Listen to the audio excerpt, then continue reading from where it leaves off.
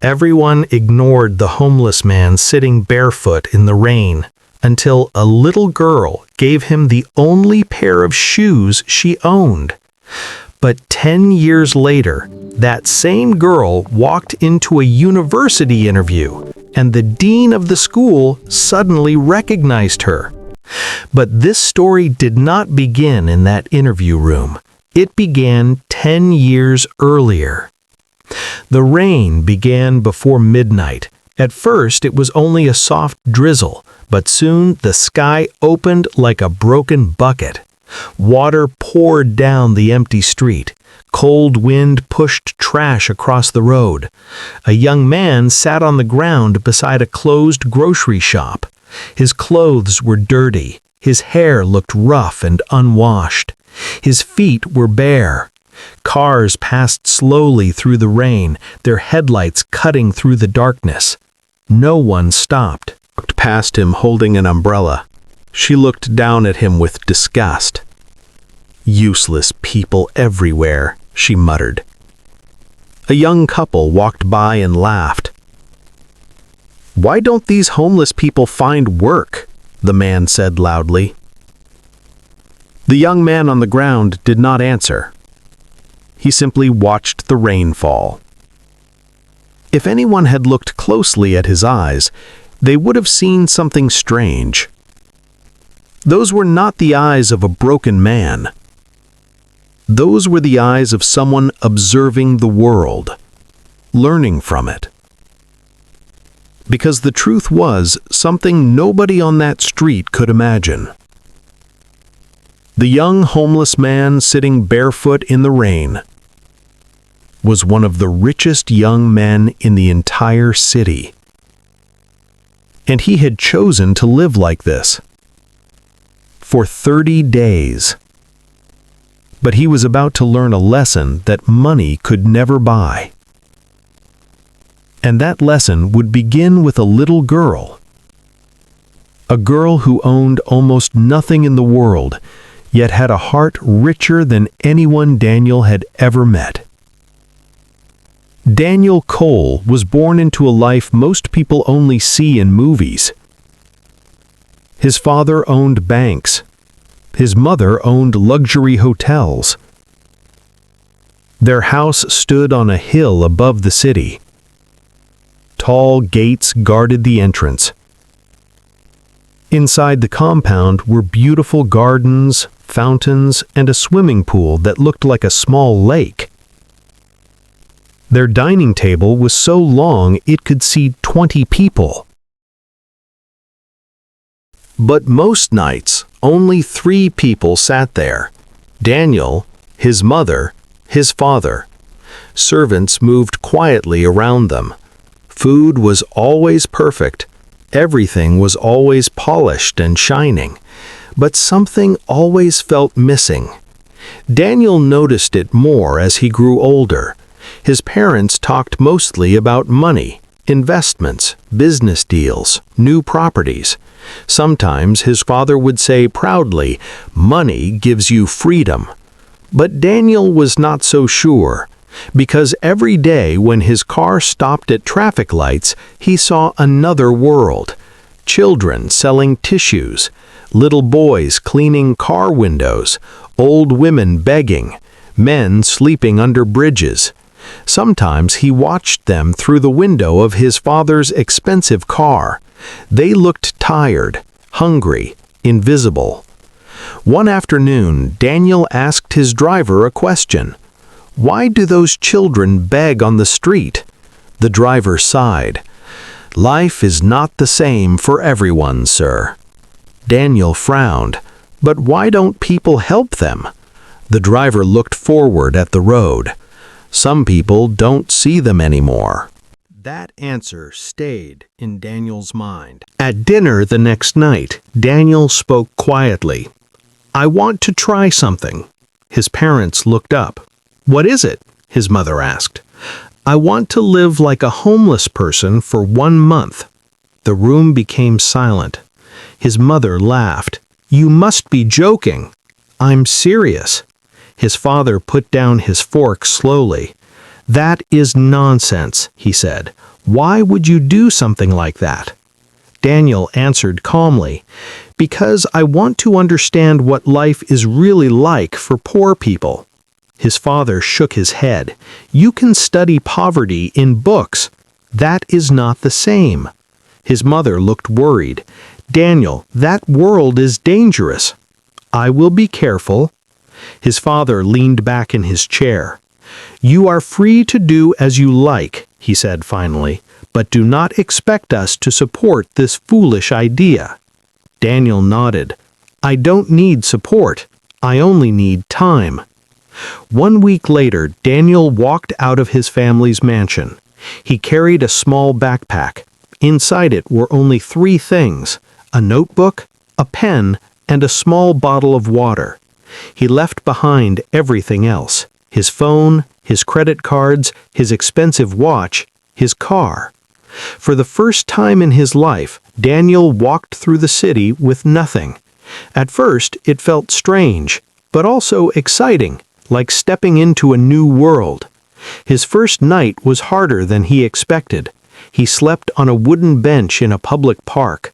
The ground was cold. Mosquitoes buzzed around his ears.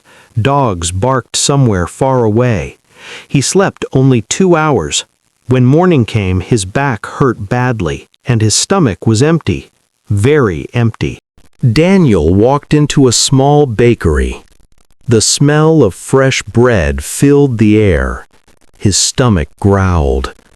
He stepped to the counter. "Please," he said softly, "can I have some bread?" The woman behind the counter looked at him from head to toe. Her face hardened. "We don't give free food here." "I understand," Daniel said. "I'm just very hungry." She pointed to the door.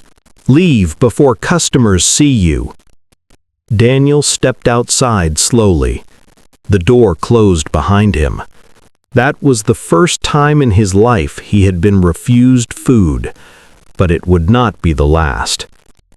Days passed. Life on the street was not an adventure anymore. It was survival. Daniel learned quickly that people treated the homeless differently. Some ignored them completely. Others spoke with anger. Teenagers laughed when they saw his bare feet. "Hey, look! Where are your shoes?" One boy kicked dust at him. Daniel said nothing. He simply walked away. But inside, he felt something changing. For the first time in his life, he understood what it meant to feel invisible. One evening, Daniel sat under an old bridge. The sun was setting. Cars passed above him with loud noise. He leaned against the cold wall and closed his eyes. His stomach hurt. He had not eaten since morning. That was when he heard small footsteps. Tap, tap, tap. Daniel opened his eyes slowly. A little girl stood in front of him. She looked about 8 years old. Her dress was old but clean. Her school bag hung on her back. But Daniel noticed something immediately. Her shoes. They were worn out. The front was cracked. The soles were thin, but she wore them carefully, like they were precious. The girl looked at his feet. Bare, red, dirty. She frowned. "Why are you not wearing shoes?" she asked. Daniel smiled weakly. "I lost them." The girl stepped closer. "Does it hurt when you walk?" "A little," he admitted. The girl thought for a moment. Then something happened that Daniel would never forget. She slowly sat down, untied her shoes, and placed them in front of him. "You can wear mine." Daniel stared at her in shock. "But then you will have no shoes." The girl shrugged. "I live close." "But these are your only shoes." "Yes." Daniel shook his head gently. "I cannot take them." The girl pushed them closer. "My teacher says we should help people who need help." She smiled. "My name is Lily." Daniel looked at her small feet, then at the shoes in front of him.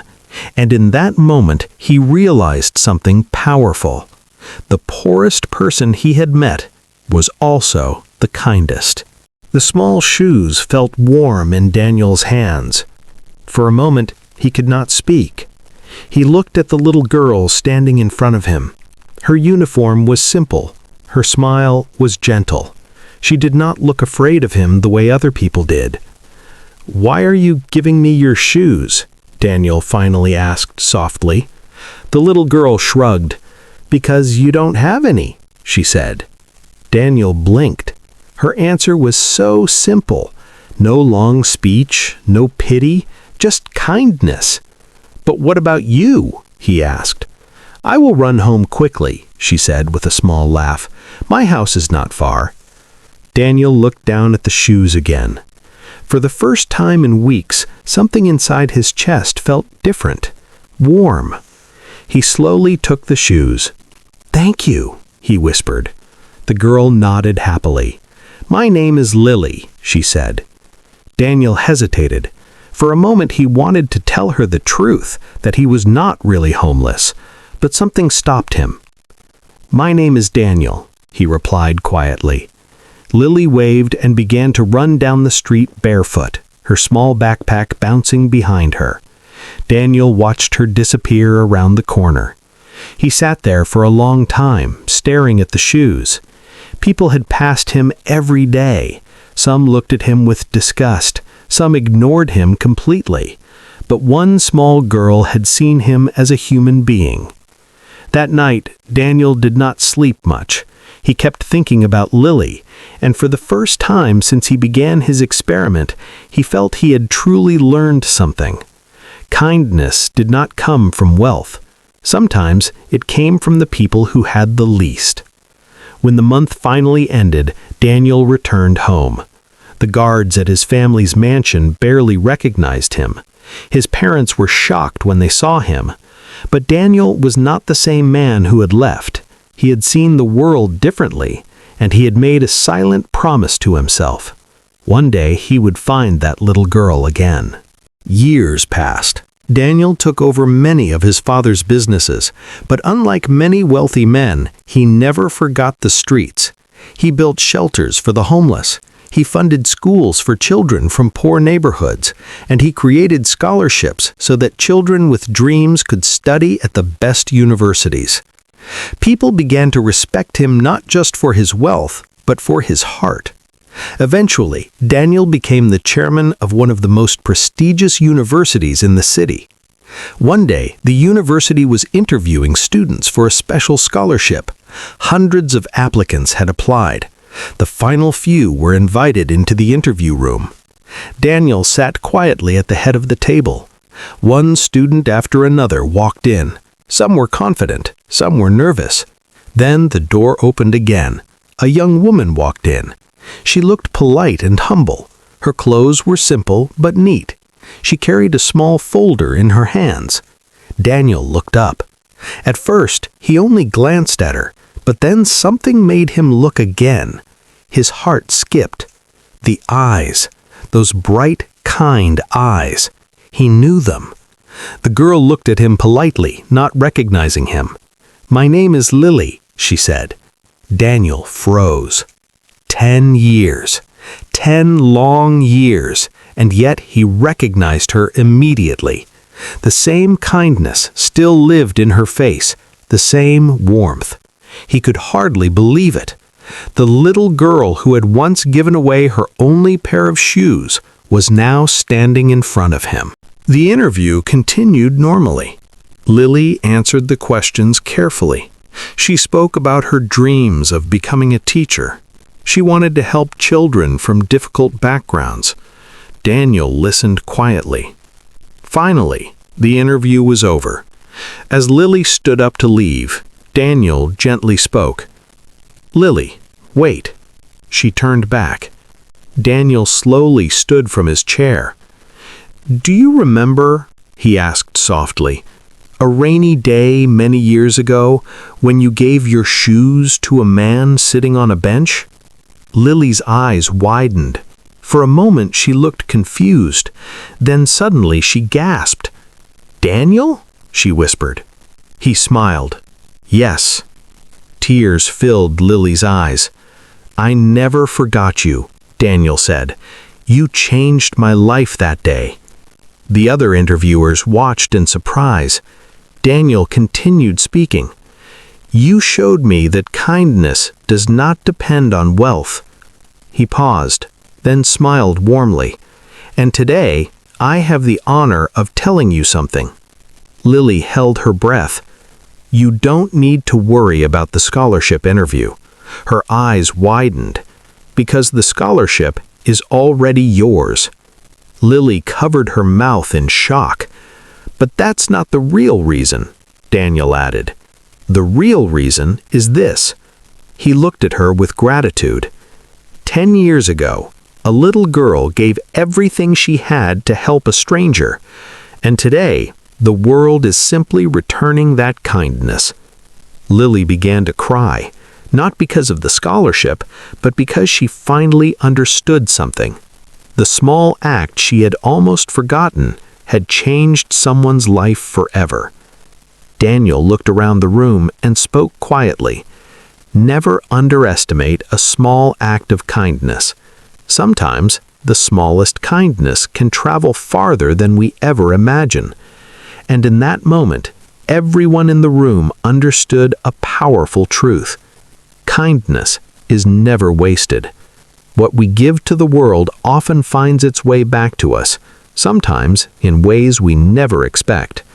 And that is the real wealth in life.